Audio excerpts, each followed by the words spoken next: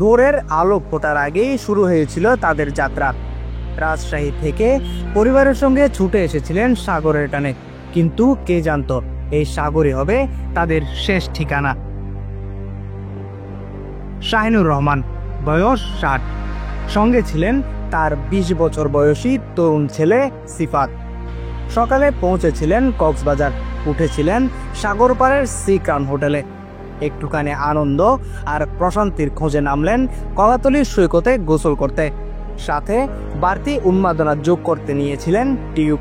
সেই টিউবই কাল হলো শাহিনুর ও তার 20 বছর বয়সী ছেলে সিফাতের। টিউবে চড়ে বাবা ছেলে দুজনেই ভাসছিলেন নীল সাগরে। হঠাৎ একটি ঢেউয়ের ধাক্কায় উল্টে যায় টিউব। মুহূর্তেই রিপ কারেন্টের টানে ভেসে যেতে থাকে সিফাত।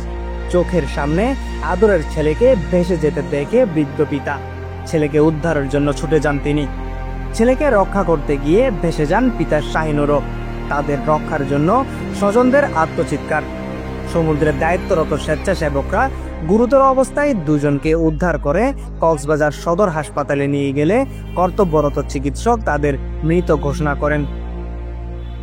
লোকটি ছিল সাইমন পয়েন্ট ওই সাইডে, মানে যেখানে কিনা লাইফ গার্ড নাই, তারা লাল হলুদ পতাকা বাহিরে ওনাদেরকে বাঁশি দেওয়া হচ্ছে, কিন্তু বাঁশির নিয়ন্ত্রণের বাইরে। ওনারা বাসমান টিউব নিয়ে গেছিল, কিন্তু ওনাদেরকে বলা হচ্ছে বাসমান টিউব নিয়ে যাতে দূরে না যায়, কিন্তু ওনারা কথা শুনে না। কিন্তু বাসমান টিউব নিয়ে আমাদের red and yellow flag safe zone বাইরে গোসল করতে গিয়ে কিন্তু ডিও উল্টে গিয়ে কি টিউব থেকে পড়ে যায়।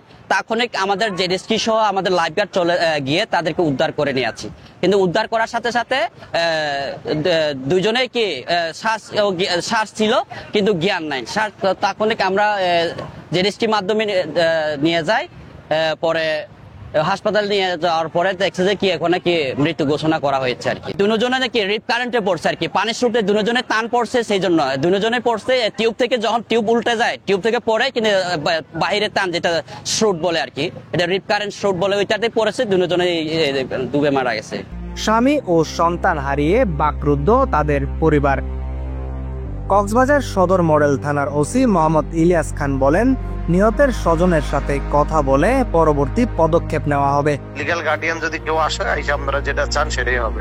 গত 24 ঘন্টায় কক্সবাজার সমুদ্র সৈকতের বিভিন্ন পয়েন্ট থেকে উদ্ধার হয়েছে 6 জনের মরদেহ।